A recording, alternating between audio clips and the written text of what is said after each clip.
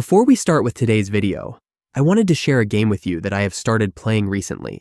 June's Journey, the sponsor of this video, is an elegantly designed hidden object mystery game that immerses players in the glamorous era of the 1920s. Take on the role of June Parker, a clever and resolute amateur sleuth, as she investigates the circumstances surrounding her sister's demise and uncovers long-hidden family secrets. With each new chapter, the story deepens, revealing hidden object scenes filled with fresh clues and unexpected twists that will challenge your observation skills. As you move forward, you'll unlock new locations, features, special events, and seasonal content with unique rewards, ensuring there's always something new and engaging to explore. You will be able to build your own world as you progress with island decoration. Viewers, I know that you love a good mystery and to discover who the real-life perpetrator was. Now is your chance to be part of the investigation. The game will help you to relax, and it will be a challenge to be able to progress in the game. If you would also like to play June's Journey with me, you can download it for free by clicking on the link in the description of this video or by scanning the QR code.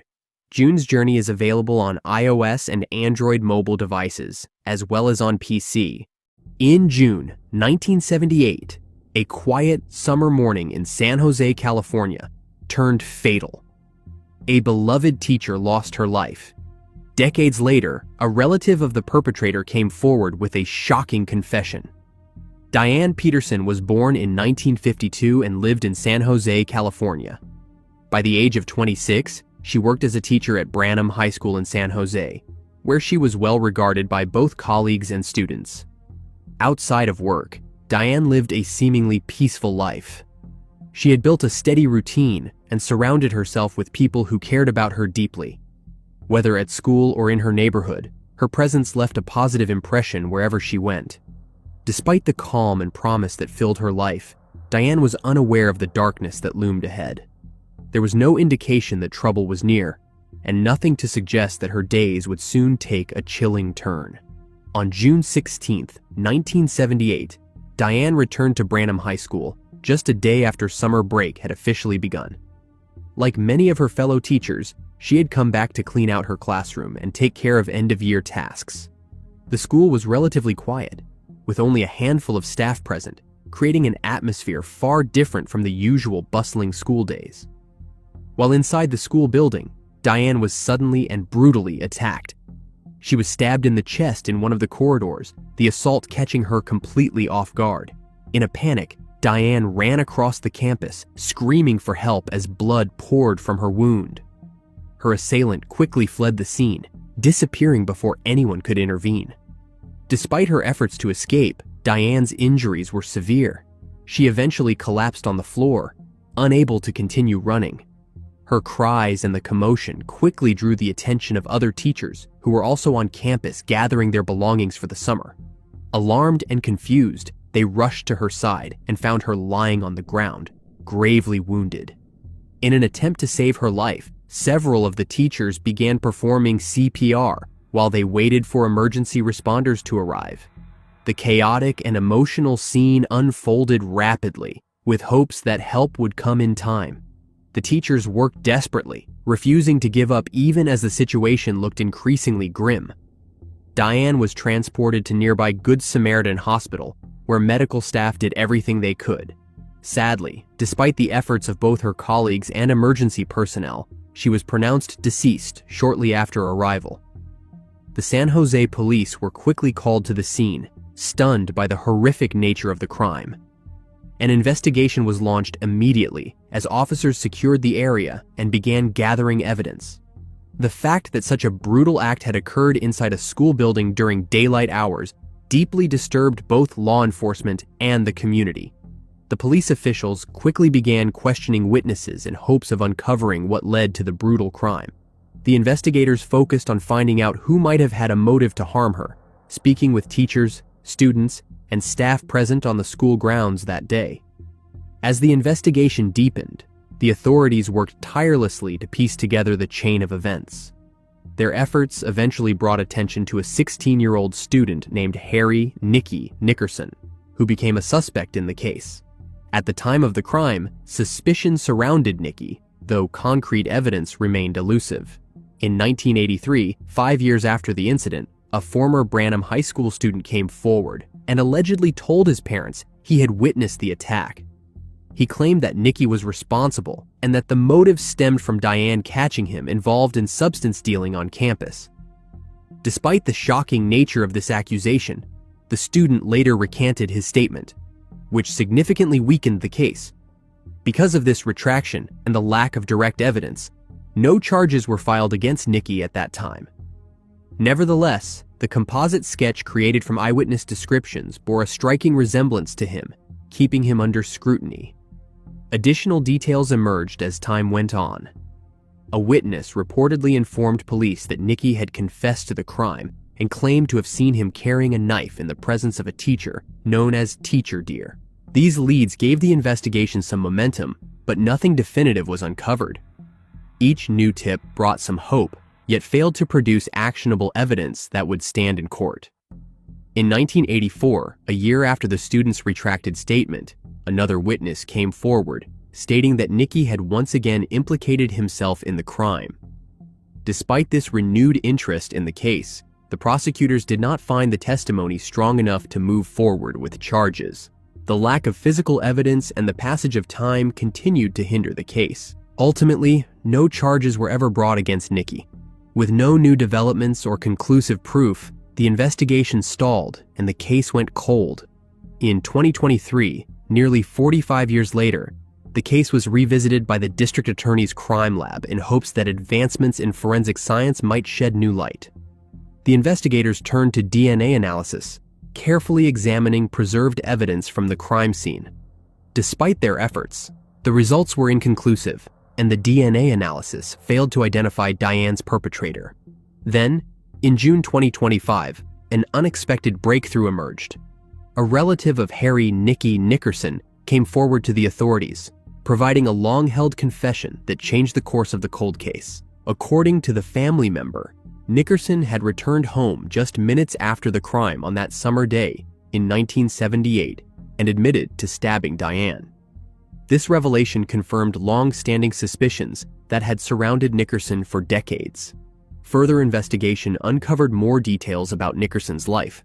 The police learned that he had later been convicted of multiple serious crimes, including armed robbery, assault with a weapon, and kidnapping. In 1984, Nickerson was shot and critically injured during a substance-related robbery, a violent path that appeared consistent with his earlier alleged behavior. And then in 1993, he ended his own life. The district attorney's office will not be filing charges against the family member who revealed Nickerson admitted to the crime. The office said in a statement, "The relative did not participate in the crime and did not provide protection or assistance. Just a witness. The relative was emotional and appeared relieved after having kept a secret for almost 50 years." San Jose Police Chief released a statement acknowledging the long road to resolution. The statement read, "Nearly 5 decades have passed since a young teacher's life was tragically taken. While the suspect will never stand trial or face the consequences for his actions, we hope this resolution brings a measure of peace to the victim's loved ones and to a community that has carried this loss for far too long." The chief also emphasized the department's continued commitment to justice. Let this serve as a solemn reminder. No matter how much time passes, we will continue to seek the truth, because every victim matters, and every life deserves justice. In response, a member of Diane's family expressed heartfelt gratitude toward the investigators. After 47 long years of waiting and hoping, they thanked those who never gave up on finding answers. The relative said in a statement, "Diane was a beautiful and wonderful person who is missed dearly." In 2004, a local resident stumbled upon the body of a 43-year-old woman in a dirt field in Fresno, California. For over 2 decades, her loved ones were left without answers until a stunning breakthrough emerged. Barbara Lee, also known by the name Barbara Park, was born in 1961. At the age of 43, she was living in Fresno, California. On October 31st, 2004, a local resident made a horrifying discovery in a dirt field near California and Polk Avenues in Fresno. the lifeless body of Barbara Lee was found lying in the open, and the resident immediately contacted the authorities. The police arrived quickly and secured the scene, launching an investigation into the sudden and violent demise of the 43-year-old woman. It was clear from the outset that something terrible had happened. The detectives determined that Barbara's life had been ended right there in the field where she was discovered. There were no signs that her body had been moved from another location, which suggested that the crime had occurred at the scene. The officers began canvassing the area and reaching out to people in Barbara's life, hoping to piece together the last moments of her life. Interviews with friends and acquaintances were conducted with urgency. Through their inquiries, the investigators learned that Barbara was last seen alive the night before the crime, on the evening of October 30th. That detail gave them a narrow window to focus on, but it did little to uncover the full truth. There were no immediate witnesses to the crime, and no one could explain why Barbara would have been in that field or who she might have met there. The circumstances surrounding her presence in that isolated spot remained unclear. An autopsy later revealed that Barbara had lost her life from blunt force trauma. Despite the initial momentum of the investigation, the progress slowed as leads began to dry up. Eventually, with no suspects, no witnesses, and no solid trail to follow, Barbara's case went cold. In April 2025, more than 2 decades later, a major breakthrough finally brought renewed hope. The Fresno County Sheriff's Office Cold Case Unit, in collaboration with the Department of Justice Laboratory, revisited the physical evidence collected from the scene of the crime. Among the items preserved over the years was DNA evidence, which had been stored securely in the hopes that future advancements might eventually lead to answers. The DNA profile was carefully analyzed and uploaded to the combined DNA index system. This re-examination proved pivotal. The profile yielded a hit, linking the crime scene evidence directly to 61-year-old Robert Castillo. The match provided the investigators with the strongest lead the case had ever seen. Castillo was promptly taken into custody after the DNA analysis tied him not only to Barbara's case, but also to 2 other unsolved indecent assault cases from October 2003 and September 2004.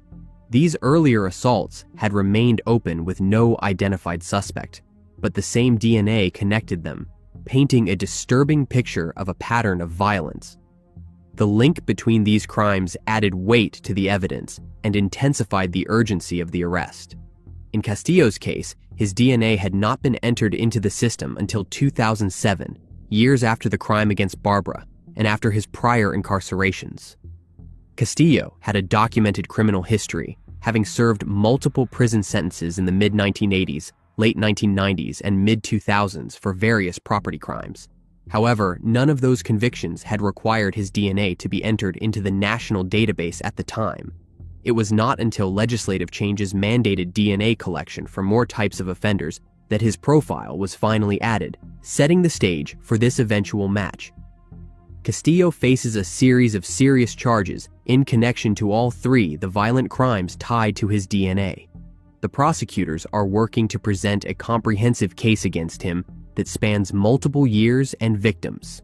If convicted on all counts, Castillo faces a maximum sentence of life in prison without the possibility of parole. Castillo remains in custody at the Fresno County Jail. His bail has been set at $2.1 million. He has not posted bail and continues to await further court proceedings while in detention. Fresno County District Attorney Lisa Smitkamp said in a statement, "I would like to offer my condolences to the Lee family. For all of this to be unearthed again after 20 years is very difficult. The investigators believe that there may be other victims and hope to bring closure to more families." In August 1977, a delivery driver found something horrifying in rural Geneva, Indiana. Spanning 48 years, this is the story of a crime nearly lost to time, one of confession, missed justice, and a long fight for truth. Everett Armstrong was born on June 19, 1893, in the small town of Cogswell, located in Rowan County, Kentucky. He was raised in a household filled with the energy and responsibilities that came with having several siblings. On January 9, 1915, Everett married Ada Olive Choate in their home county of Rowan. Together, they welcomed a son into their lives. Everett's sense of duty led him to register for the World War I draft. He went on to serve in the U.S. Army during the global conflict.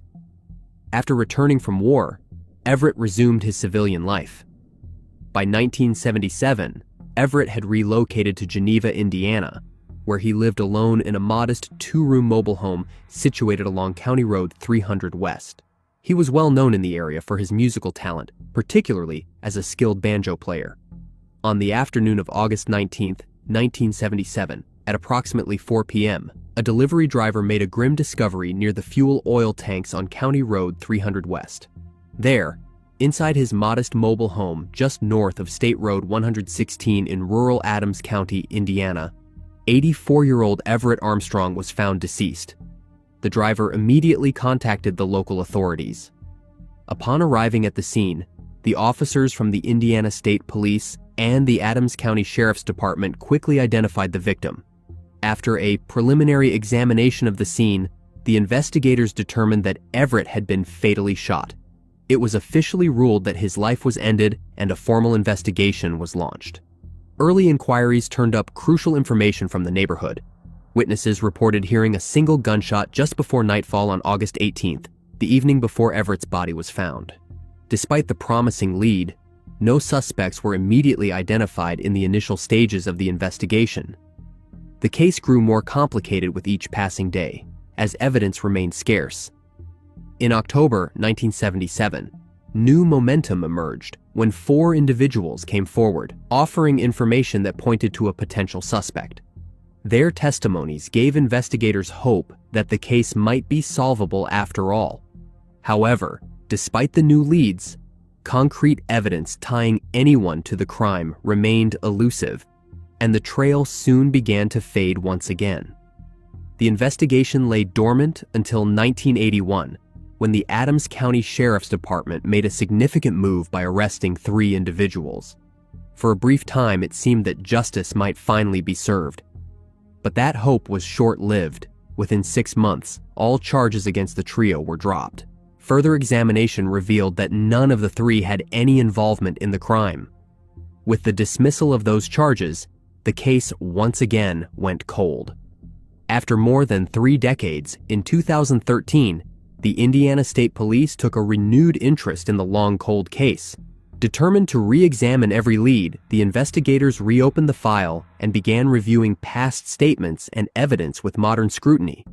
Over the following years, they were able to corroborate critical information that had originally surfaced in October of 1977, but had never been fully pursued or verified. The key development centered around the name James A. McBride II. According to records, McBride had confessed to 4 different individuals within 24 hours of the crime. Each of these witnesses recalled McBride sharing highly specific details about the crime, details that had never been released to the public. One witness also stated that McBride had shown them the firearm he used in the crime, adding a physical connection to the already damning verbal confessions. What stood out to the investigators was the consistency and precision of McBride's statements. The information he shared with each of the 4 witnesses directly aligned with the evidence found at the crime scene. These were details only law enforcement and the perpetrator could have known, an indication that the original confessions held significant weight and credibility. Moreover, McBride's behavior immediately after the crime was described as extremely erratic, raising further suspicion. The witnesses had long remembered McBride's disturbing words and actions following the crime, but their accounts had not led to a conviction decades earlier. With modern investigative techniques and renewed focus, the significance of those early testimonies became impossible to ignore. It was also revealed that McBride's confessions had occurred prior to August 20th, 1977, just 1 day after Everett's body was discovered, further substantiating the timeline. Unfortunately, by the time this new momentum was fully developed, the man at the center of the investigation was no longer alive. McBride passed away on June 3, 2024 in Adams County, Indiana. His demise closed the door on any potential prosecution or courtroom confession, leaving justice only partially fulfilled. After years of diligent work and extensive review, the team laid out a comprehensive case, centered on the confessions, corroborated witness statements, and the unique crime-specific details shared by McBride. The prosecutor reviewed the findings in detail and concluded that the circumstantial evidence was overwhelming. In May 2025, given the totality of the case, the Adams County prosecutor made a firm statement. Had McBride still been alive in 2025, he would have been formally charged with ending the life of Everett. Though no trial would ever take place, the identity of Everett's perpetrator had at last been confirmed. In May 1992, a passerby discovered the lifeless body of a woman in a narrow utility corridor in San Francisco, California. It would take over 3 decades and the advancement of forensic technology to breathe new life into her forgotten story. Nancy Hernandez was born in 1947. By the time she turned 47, she was living in San Francisco. Despite her age, Nancy lived without the stability many others took for granted. At some point in her life, Nancy became unhoused. The streets of San Francisco became both her home and her daily battleground. Her life became a constant struggle, marked by isolation and hardship. Yet, in the midst of her routine and hardship, something was about to change. Nancy had no way of knowing that her life was on the verge of a sudden dramatic shift. On the morning of May 2, 1992, a passerby made a grim discovery in a utility corridor on the unit block of Hong Ah Alley in San Francisco. A woman was found deceased in the narrow space, her body partially concealed from plain view. Alarmed by the scene, the witness quickly contacted the authorities. Within minutes, officers from the San Francisco Police Department arrived and secured the area, initiating an investigation into the circumstances surrounding the demise. The woman was soon identified as 45-year-old Nancy Hernandez. She had been using the utility corridor as a place to sleep. To the investigators, it quickly became evident that Nancy had not passed away from natural causes. The condition of the scene and the visible trauma to her body suggested a violent end. The San Francisco office of the chief medical examiner conducted a full autopsy. Their findings were grim. Nancy had suffered extensive physical trauma, including signs of being badly beaten. Most disturbingly, evidence revealed that she had been strangled. During the autopsy, swabs were collected to determine whether Nancy had also been the victim of an indecent assault. The evidence strongly suggested that she had endured violence in the final moments of her life. In 2005, over a decade after the crime took place, the DNA samples collected during the autopsy were sent to a crime lab for advanced testing. This step offered a new chance to identify the suspect, as DNA profiling had improved significantly in the years since the crime. The detectives were hopeful that science could provide the breakthrough traditional investigative methods had not achieved. However, despite the submission of DNA evidence and the passage of time, Nancy's case remained unresolved. The investigation stalled, and her file grew cold. After almost another 2 decades, on October 11, 2023, the San Francisco Police Department's cold case unit officially reopened the case. The investigators revisited the DNA evidence that had been preserved since 1992. The crime lab submitted the DNA profiles to the Combined DNA Index System. The breakthrough came swiftly. The DNA profile matched an individual named Ricky Dawson. This was not the first time Dawson's name had come up in connection with violent crimes. He had already been linked to 3 other cold case indecent assault slayings, each in different states: Panama Beach, Florida, Seattle, Washington, and Denver, Colorado. The pattern of violence in those cases bore a chilling resemblance to Nancy's, reinforcing the likelihood that the same individual was responsible. For the one in Florida, he was sentenced to 25 years in jail. By February 2023, Dawson was also charged in Denver for the 1996 cold case of a woman, further solidifying the mounting evidence against him. He was in custody, awaiting trial for that case. The investigators in San Francisco moved quickly to secure justice for Nancy, using the DNA link to formally connect Dawson to her case. On January 2, 2025, an arrest warrant was officially issued for Dawson. The authorities placed a hold on him, ensuring that he would not be released before facing legal proceedings for Nancy's case. The legal process in Colorado will take precedence, but arrangements are already in place for what comes next. Once the trial in Denver concludes, Dawson will be transported to San Francisco to answer for Nancy's case. San Francisco Police Chief Bill Scott said in a statement, "No matter how old a case is, this is proof that we will never rest until a case is solved. I want to thank our cold case investigators who have worked diligently on this case to bring justice to Ms. Hernandez and her family." Just a reminder, if you would also like to play June's Journey with me, you can download it for free by clicking on the link in the description of this video or by scanning the QR code.